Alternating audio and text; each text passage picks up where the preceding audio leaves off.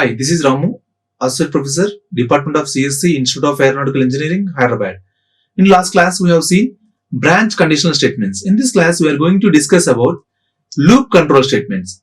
See, if you want to do the same task repeatedly, then you can opt loops. The loops will reduce the task, time, right? If you follow the particular conditions, you are going to repeat the same kind of task repeatedly. See, here, this is the entry and condition with the loop until condition goes to fail. So it is going to repeat, right? So here we have three kinds of loops are available. First one is the for loop. For is a combination of initialization, condition and increment and decrement. Observe clearly. So this is the syntax of for loop. See, this is the first part, initialization and colon and condition and updation. The program starts, for loop starts with the first initialization and comes to condition. If the condition is true, it comes to the statements. After that, it goes to the updation, right? Again, checks the condition. If the condition is true, again it comes to the true statement. If the condition false, it goes to here. Observe clearly here, the condition is true. Keep on printing the statements, right? For example, if you want to print your name 100 times, then you should write the printf 100 times, right? Printf of 100 times. Instead of that, you can write a one condition. What is that? You're going to take a one counter, you're going to repeat the same kind of task. Then it is going to use a for loop. You can initialize the I value is 1 and you need to reach that value is I is less than or equal to 100. Then it is going to print 100 times the same kind of statement if you put into the for loop. Yeah, I will show you in the program. See, here you want to print your name 100 times. See, printf IARE, printf IARE. See, if you print this name 100 times means you can write like this, right? Instead of writing this one, see, if you use a for loop, see, for and what is the starting variable? Initialization, right? So, some b equal to 1. B is a value I have already taken, right? B. Next, b is less than or equal to a value. So, a means how many times you are going to print a IRE. How many times you are going to print IARE, that is represented with a. And each time you are going to use the increment, right? I plus plus, right? We will trace this code. See, if you observe here, initially, for example,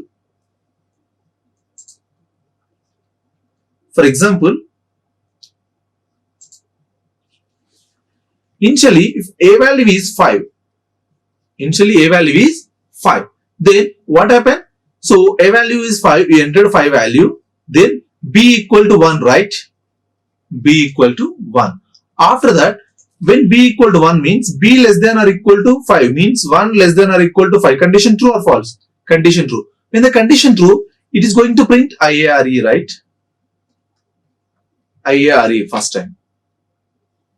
Right? After that, b equal to 2. 2 means 2 less than or equal to 5. Condition true. In the condition true, it prints IARE second time. Next, b value. So here b plus plus is there, right? So means b value is 3. Means it is going to increment 3. And after that, it is going to check the condition. 3 is less than or equal to 5. Condition true. When the condition true, it is going to print the IARE again. IARE. Right? Again, b value is goes to increment by 4. 4 less than or equal to 5. Condition true. When the condition true, again it is going to print a IARE. Again, b equal to 5. 5 less than or equal to 5. Condition true. When the condition true, again it prints IARE. Then b value is goes to 6. 6 less than or equal to 5. Condition false. Here condition true, condition false. When the condition false, you get out of the loop. Means it comes to here. See how many times IARE printed? 5 times. So this is the process. First it executes the here initialization, after that condition checking, after that printing the statement, after that incrementing, and again same. Yes, I'm going to delete. Yeah. So first, this is the first step, and second initialization, and this is the third, and next fourth, right?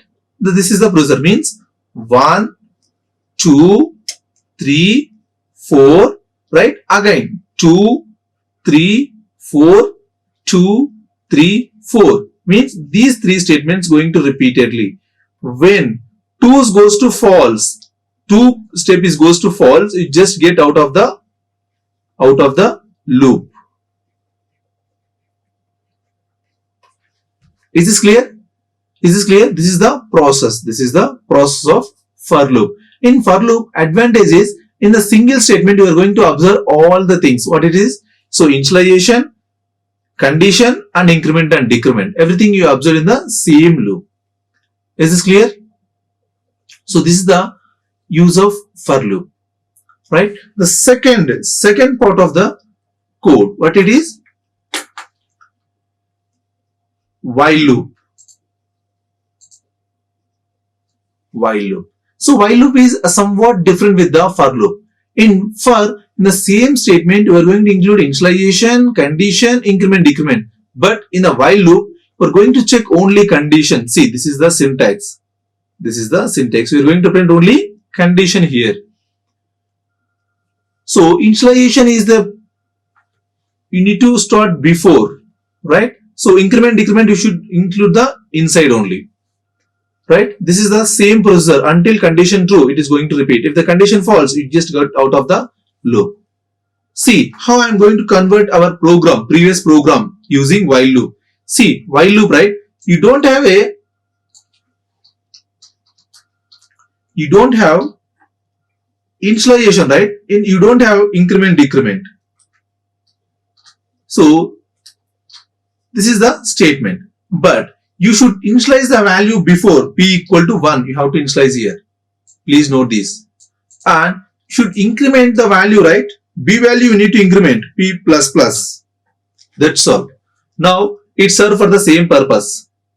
See, this is the one change. What I did here, I'm going to initialize the value. And the next thing, I'm going to increment the value. These two things I did here. Is this clear? So the remaining condition I wrote as it is. This is the while loop syntax. In the while loop, you don't have a provision to initialization as well as the increment and decrement at the same time. Only for loop allows you that kind of facility. Right? If you run this code, see.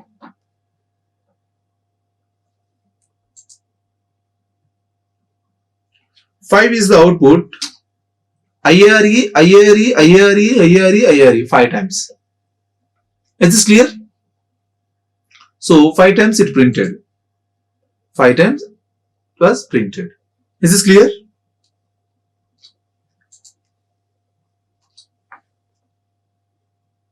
Right? So this is the purpose of while loop.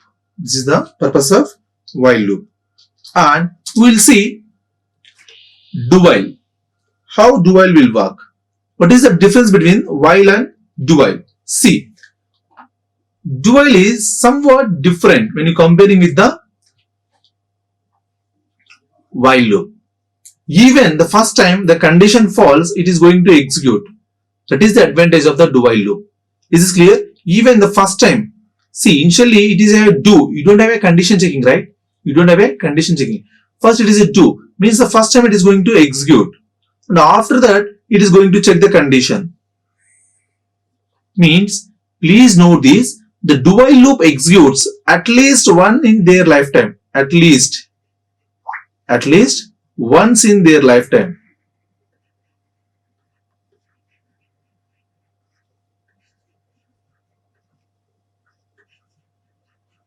Once in their lifetime. Even condition false. Right? Even condition false. I'll tell you. So, see, for example, here while is there, right? Here while is there. For example, if my value is 0, 0 means, so I didn't get any output, right? I didn't get any output. For example, if I convert this program into my do while, see, do while is there at where? Here, right? But do while contains semicolon. Please note this, that is the difference. And do. See, only change. I put the while at the end of the bracket. See, if you run this code,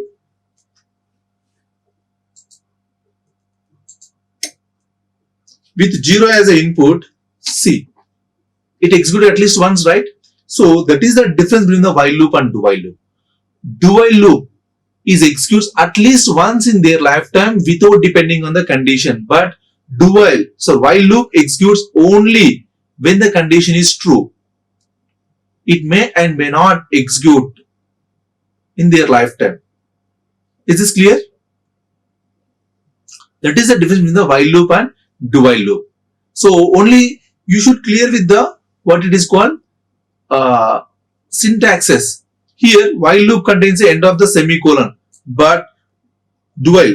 But while doesn't contain a semicolon. See, if you use a semicolon here, what happened? If you use a semicolon here, what happened? Observe clearly. If it is a semicolon and 5 is the input and the loop is goes to infinity. You know, the loop is goes to infinity. The reason is here it is going to end this session. End this scope is only here. Means there is no increment and there is no decrement. So condition checking and it executing. Condition checking, it is going to execute. Always value is 1 less than or equal to 5 only, because there is no decrement here. There is no decrement here. That is the reason. Right? So don't use semicolon at end of the while loop. But do while required, see, do while required semicolon. Condition, semicolon is required. Even for loop also doesn't have a semicolon. Even if you use a for loop, the same thing will happen. Is this clear? So don't use semicolon for if, for, switch and while. Don't use for these statements. Right? Is this clear? Okay. In the today class we have seen how the for loop works and while loop works and do while works. Here my task is I'm going to explain how to solve factorial program in the for loop. Now your task is to convert the program using while as well as the do while. That is your task, right? Yes. So my program is finding a factorial of given number. Finding factorial of given number. That is my program, right? You know, factorial, for example, 5 is the input. What is the factorial of 5? So, you know, 120 is the answer, right? But how we'll get a 120? That is the very important. That is the logic here. See, 5 equal to 1, 5 factorial is a 120. So, if you want to find the 120 means 1 into 2 into 3 into 4 into 5. This is the process, right? 120 means what you are doing? You are doing multiplication repeatedly. Multiplication repeatedly. Right? Until it reaches to the number. So multiplication repeatedly means you need to put a multiplication inside a for loop. Inside a loop, that's all. That is a for loop or while loop, you leave it. Right? See, the first, what are the requirements for this? First, I require the first thing is one variable, that is a n factorial, right? N is a variable. I need to read the data. And next thing, I need a one counter to represent the values from 1 to n. That is a counter. Next, one more thing is a factorial. It's a result, right? Fact result. F is a variable that is storing the result of a factorial. Right? This is my task. See, first, I'm going to start with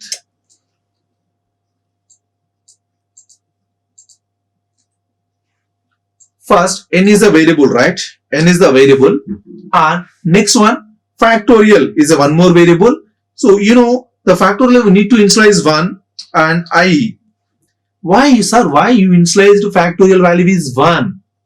Means, if the initial value is 0, if you initialize the f value is 0, 0 multiplied with anything is equals to 0 only, right? That is the reason I have initialized f value is 1.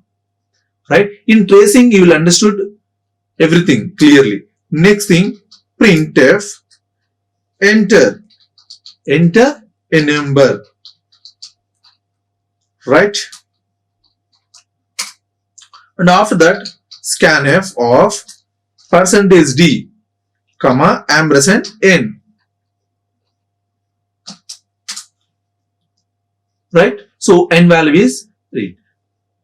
I have n value. Next, my task is I need to find the factorial of given number. So the factorial, we are going to do multiplication repeatedly, right? So multiplication you need to put into the loop, right? So for of, so initialization value is 1. So 1, 2, you need to repeat from until that number. Until that number means you should write that n, and each time you need to increment 1.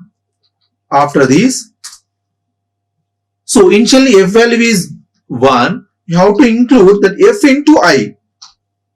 That's all. Then printf factorial of %d is, %d means factorial of n is f. So yeah. Now we are going to trace this code. Observe clearly here. See, n value is 5 initially. Right? So here n value is 5. And f value is also 1. Right? And it comes to here. Initially I value is goes to 1. I value is 1.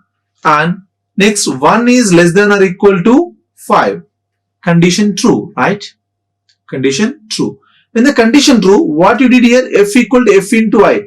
F equal to f into, means 1 into I. I value is also 1, right? So the value is goes to 1 only, right? Next, I value is goes to increment, right? I value is goes to 2.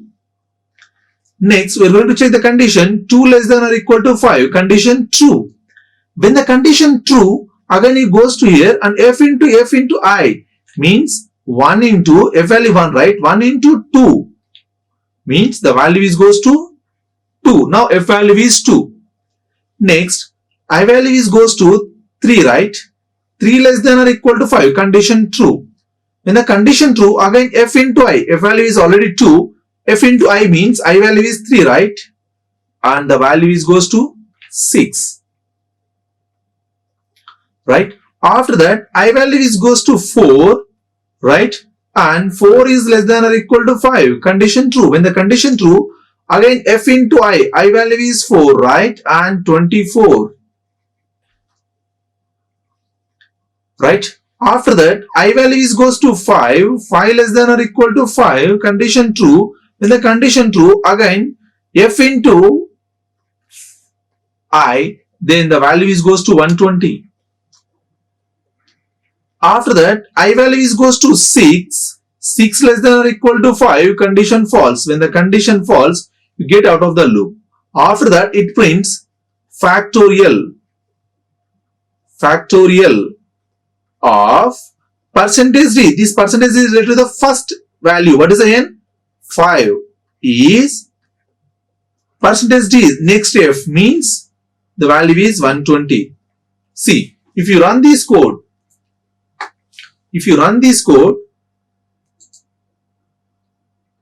5 is the input, output is the factorial of 5 is 120. Is this clear?